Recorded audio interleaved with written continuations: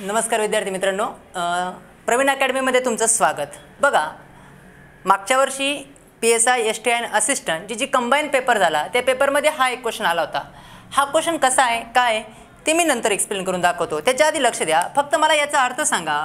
PQ बरोबर आहे। या सिम्बॉलचा मीनिंग काय होतो की P हा मोठा आहे कोणापेक्षा? Q पेक्षा। या सिम्बॉलचा मीनिंग काय होतो?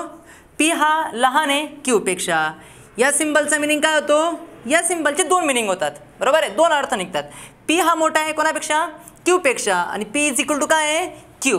याचा अर्थ काय होईल बरं? सेम लॉजिक आहे। P हा लहान आहे कोणापेक्षा? Q पेक्षा आणि P इज इक्वल टू काय आहे? Q आहे आणि याचा अर्थ काय होतो? P is equal to Q। हे पाच अर्थ तुम्हाला काय झाले? समजले। बघा, या पाच मीनिंग समजले। P हा मोठा आहे Q पेक्षा, Q हा मोठा आहे P पेक्षा, P हा Q पेक्षा मोठा आहे आणि दोघंही कसे आहेत? सारखे आहेत। Q हा मोठा आहे P पेक्षा किंवा दोघंही सारखे आहेत आणि P इज इक्वल टू काय आहे? Q आहे। बघा मग आता सोपं आहे। आता बघा, P कॉपीराईट Q याचा अर्थ दिला आहे P Q पेक्षा लहान नाही, म्हणजे कसा असेल? P कसा असेल? मोठा असेल। P कसा असेल? मोठा असेल। म्हणजे आपण हे असं लिहू शकतो, P हा मोठा आहे कोणापेक्षा? Q पेक्षा। नुसतं एकच अर्थ नाही होणार, दुसरा पण अर्थ होईल। फक्त त्यांनी काय म्हटलंय? लहान नाही, म्हणजे कसा असू शकतो? मोठा पण असू शकतो आणि काय असू शकतं? सारखा पण असू शकतो। म्हणजे याचे किती मीनिंग केले?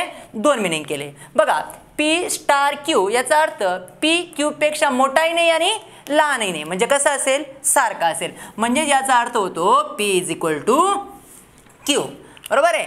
P@Q याचा अर्थ होतो P Q पेक्षा मोठाही नाही आणि Q एवढाही नाही, म्हणजे कसं असेल? 100% P हा 100% कसा असेल?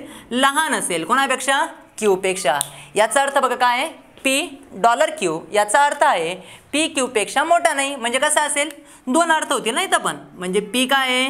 लहान आहे कोणापेक्षा? Q पेक्षा, किंवा काय आहे? P आणि Q दोघं कसे आहेत? सारखे आहेत। याचा अर्थ असा होईल बघा, याचा अर्थ काय आहे? P#Q याचा अर्थ होतो P Q पेक्षा लहानही नाही आणि Q एवढाही नाही, म्हणजे नक्कीच P काय आहे? मोठा आहे Q पेक्षा। पहिल्यांदा जे तुमचे एक्झाम पेपर असतो, क्वेश्चन पेपर असतो, त्याच्यावर या पद्धतीचे सिम्बॉलने काय करायचं? आखून घ्यायचं। बघा, इथं दोन दोन अर्थ होतात, म्हणून आपल्याला दोन शक्यताने चालावं लागेल। म्हणून किती शक्यताने चालावं लागेल? दोन शक्यताने। म्हणून असं सॉल्व्ह करून घ्यायचं। इज इक्वल टूची शक्यता एका बाजूला टाकायची आणि ग्रेटर दॅन और लेस दॅन लहान व मोठी शक्यता या बाजूला टाकायची आणि बरोबरची शक्यता या बाजूला टाकायची। बघा, H स्टार M स्टारचा मिनिंग बघा बरं काय आहे? दोघंही कसे आहेत? सारखे। म्हणजेच P आणि Q मध्ये स्टारचं साइन होतं, याचा अर्थ P आणि Q कसे होते? सारखे होते। H आणि M मध्ये पण स्टारचं साइन आहे, म्हणजेच असं म्हणू आपण H is equal to M। H is equal to M। आता बघा, M आणि T मध्ये कोणतं साइन आहे? @चं। @चा मिनिंग बघा बरं काय आहे? @चा मिनिंग बघा, हा P@Q याचा अर्थ काय दिलाय बघा बरं? P हा लहान आहे कोणापेक्षा? Q पेक्षा। M आणि T मध्ये पण @चा अर्थ आहे, म्हणजे इथं काय होईल? M हा लहान आहे कोणापेक्षा? T पेक्षा। M हा लहान आहे कोणापेक्षा? T पेक्षा।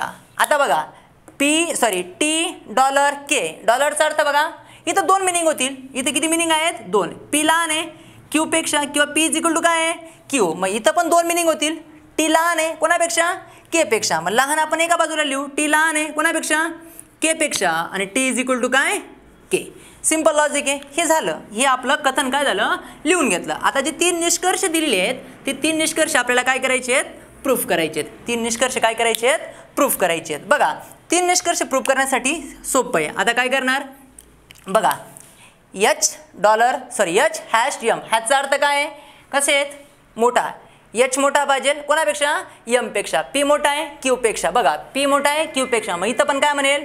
K मोठा आहे M पेक्षा। K मोठा आहे M पेक्षा।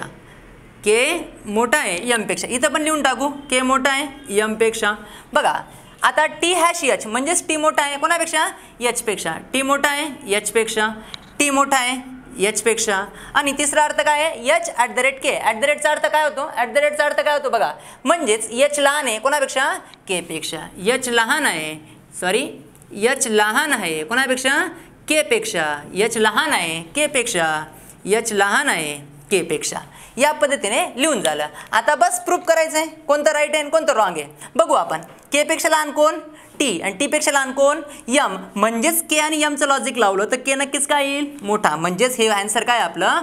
बरोबर आहे. इथं पण बघा हे दोघं कशी आहेत, के आणि टी कशी आहेत, सारखी. दोघांपेक्षा लहान कोण, यम, म्हणजेच के नक्कीच मोठा आहे कोणापेक्षा, यम पेक्षा. दोघं जागेवर जर बरोबर येत असेल तर ते उत्तर काय असतं, बरोबर. म्हणजे पहिलं आन्सर काय आपलं राईट आहे. दुसरं बघा टी पेक्षा टी मोठा पाहिजे कोणापेक्षा, एच पेक्षा.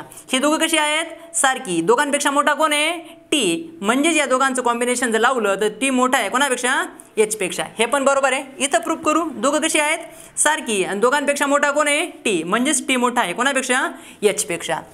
इथं लॉजिक लावू, एच लहान पाहिजे कोणापेक्षा, के पेक्षा. के पेक्षा लहान कोण, टी, टी पेक्षा लहान कोण, हे दोघं. म्हणजेच एच आणि केचं लॉजिक लावलं तर के नक्कीच मोठा आहे कोणापेक्षा, एच पेक्षा. म्हणजे हे उत्तर बरोबर आहे. आणि हे दोघं सारखी, दोघांपेक्षा लहान ही दोघं, म्हणजेच एच नक्कीच लहान आहे कोणापेक्षा, के पेक्षा. म्हणजे हे पण उत्तर काय आहे, बरोबर. जेव्हा इकडचे तिघं, हे दोघं बरोबर आहेत, हे पण दोघं बरोबर आहेत, हे पण दोघं बरोबर आहेत, म्हणजेच आन्सर काय येणार आहे, 1, 2 आणि 3, तिघंही बरोबर. मागच्या वर्षाच्या कंबाईनच्या पेपरला हा क्वेश्चन आलाय.